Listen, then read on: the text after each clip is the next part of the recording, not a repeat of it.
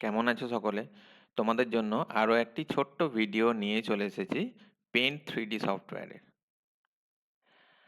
আজকের ভিডিওতে আমরা দেখব এফেক্ট অপশনের কাজ। তো একদম উপরের দিকে বিভিন্ন ট্যাব আছে, সেই ট্যাবের মধ্যে একটা ট্যাব হচ্ছে এফেক্ট। এফেক্ট ট্যাবের মাধ্যমে আমরা কোনো একটা অবজেক্টের উপর কিছু এফেক্ট অ্যাড করতে পারি, অর্থাৎ লাইট এফেক্টটা অ্যাড করতে পারি। তো দেখে নেওয়া যাক কিভাবে সেটা হবে। আচ্ছা, ভিডিওটি শুরু করার আগে তোমাদের কাছে অনুরোধ যে চ্যানেলটি অবশ্যই সাবস্ক্রাইব করবে এবং ভিডিওটি ভালো লাগলে লাইক করবে। চ্যানেলটি সাবস্ক্রাইব করার কথা এই কারণে বলছি, যাতে করে পরবর্তী ভিডিওগুলো তোমরা সহজেই পেতে পারো। তো ভিডিওটি শুরু করা যাক। প্রথমে আমি একটি শেপ ড্র করে নিচ্ছি, 3D শেপই নিচ্ছি। তো এখান থেকে ধরো এই ডগ একটা আছে, এই ডগটা ড্র করলাম। যে কোনো শেপই নিতে পারি, যাই হোক কোনো একটা 3D শেপ নিতে হবে, যাতে করে আমরা বুঝতে পারি যে এফেক্টটা কীভাবে কাজ করছে।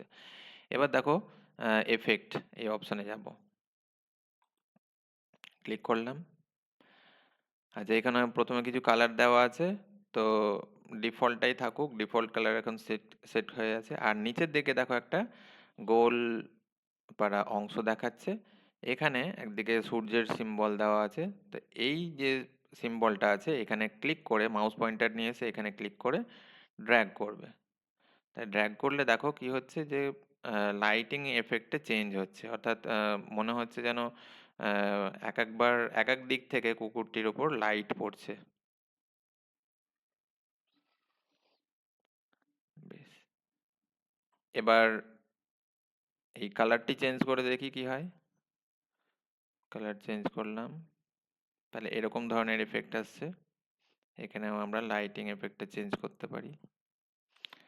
পরেরটাই,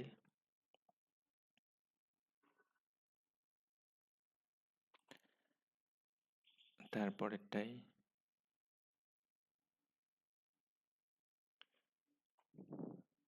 তো এরকম বিভিন্ন রকম এফেক্ট আছে, যেমন হয়তো অন্ধকারে কুকুরটি দাঁড়িয়ে আছে, সেটা বোঝানোর জন্য এখানে আমি ব্ল্যাক কালারে ক্লিক করতে পারি। তো এবার যদি লাইটিং এফেক্টটা চেঞ্জ করি, তাহলে এরকম দেখাবে।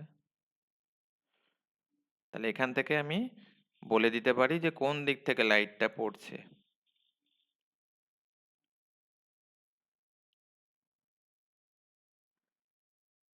তো আশা করি বুঝতে পারলে।